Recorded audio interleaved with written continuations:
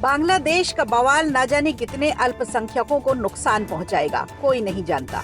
यहाँ हिंदुओं का नरसंहार थमने का नाम नहीं ले रहा। हालात इतने खराब हो गए हैं कि अब बांग्लादेश भी मिनी पाकिस्तान बन गया है। कभी बांग्लादेश के सचिवालय में आग लग जाती है तो कभी हिंदू संतों को जेल भेज दिया जाता है।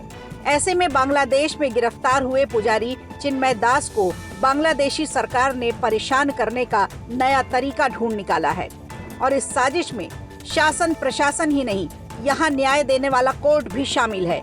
दरअसल पुजारी चिन्मय दास के वकील रविंद्र घोष ने बड़ी शिकायत कर दावा किया है।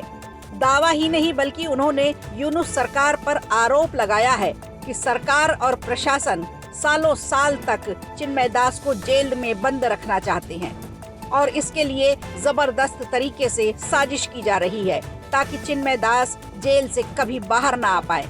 उनका कहना है कि जब भी सेशन कोर्ट में अर्जी लगाई जाती है तब अर्जी को खारिज कर दिया जाता है या फिर तारीख को आगे बढ़ा दिया जाता है।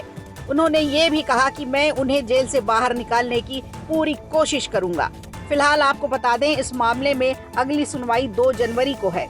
अब देखना ये होगा कि क्या 2 जनवरी को भी इस मामले को ऐसे ही छोड़ दिया जाएगा या फिर चिन्मय दास की रिहाई की जाएगी। अब ऐसे में इस गिरफ्तारी से भारत में भी हंगामा मचा हुआ है।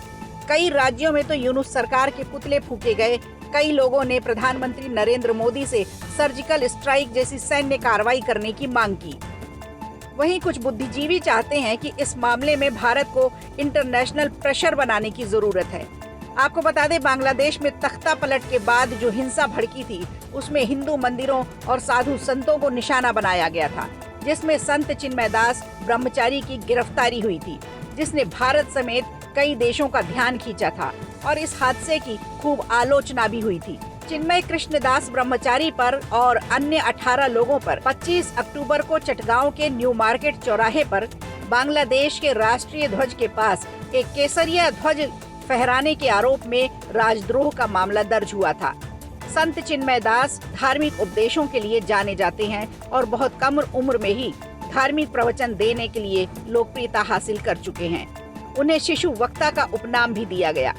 चिन्मय कृष्णदास 2016 से 2022 तक इस्कॉन के चटगांव के सचिव के रूप में सेवा दे रहे थे। इसके अलावा वे 2007 से चटगांव के हाथाजारी के पुंडरीक धाम के प्रधान भी रहे हैं। अब देखना होगा बांग्लादेश सरकार संत की रिहाई कब तक करती है। वीडियो अच्छा लगा हो तो लाइक कीजिए, शेयर कीजिए और कमेंट बॉक्स में हमें जरूर बताइए।